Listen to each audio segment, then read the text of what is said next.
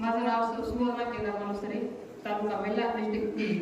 मी कनिष्ठ आहे त्या पदावर कार्यरत आहे. माझा असा अनुभव आला की मला कामात दिशा बनवायची, ऑफिसच्या वर्कमध्ये दिशा बनवायची. मी बसली की 1 तासच काम करायचे, परत फेरी मारायचे, असं लक्षात आलं कामामध्ये. मग मी असं केलं की मला असं का होते, असं का फील होते, नेहमी लक्षात का राहत नाही. मी ऑब्झर्व करून परत मी पारायण करायचं म्हणजे बंद केलं होतं.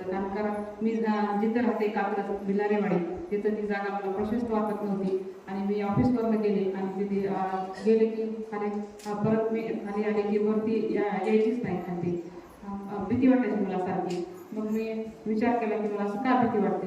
मी परत सुरुवात केली पारायण करायला आणि परत माझी भीती दूर झाली. परत एक असा अनुभव आला की माझ्या आईची शुगर वाढली होती आणि मी असं बोलले की मनातल्या मनात मी एक वारी करते, माझ्या आईची शुगर कमी होते.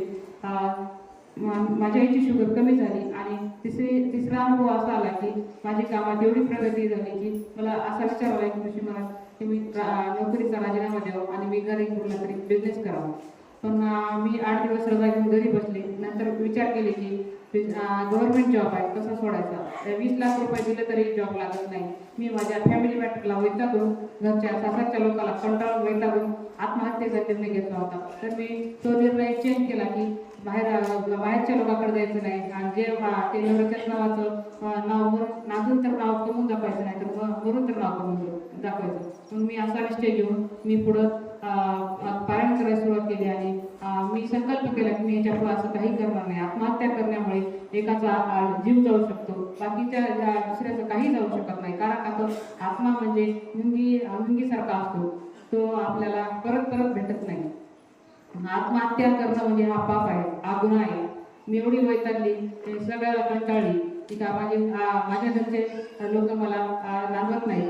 कोर्टात केस टाकली त्यांनी. आज 2017 पासून ते महिलामध्ये गेले, कोर्टात गेले की मला डिवोर्स पाहिजे, मला याला नांदवायचं नाही. आणि फ्लॅट पण घेतला मी. माझ्या नोकरी जॉबवर लोन काढलेला आहे आणि ते लोन मी PF कटिंग केलेलं नाही. माझे मिस्टर कन्स्ट्रक्शन कंपनी कोंडवा येथे कार्यरत होते. नंतर कोरोनाच्या काळामध्ये ते फ्लॅट झाल्या कंपन्या, ते पण घरी बसले आणि परत ते तरी पण तेव्हा काळ ते कोर्ट केस टाकल्याने माझे डोकं वैतागून गेलं. कारण का तर कौटुंबिक सुख नसल्यामुळे कुठलीही स्त्री राहू शकत नाही. तर मी असा निश्चय केला की नोकरी हाच माझा नवरा, कारण की मी हाच माझा नवरा असं म्हणून मी विचार करून सगळं विसरून गेले. एक मिनिट, नोकरी हाच माझा नवरा, ओके.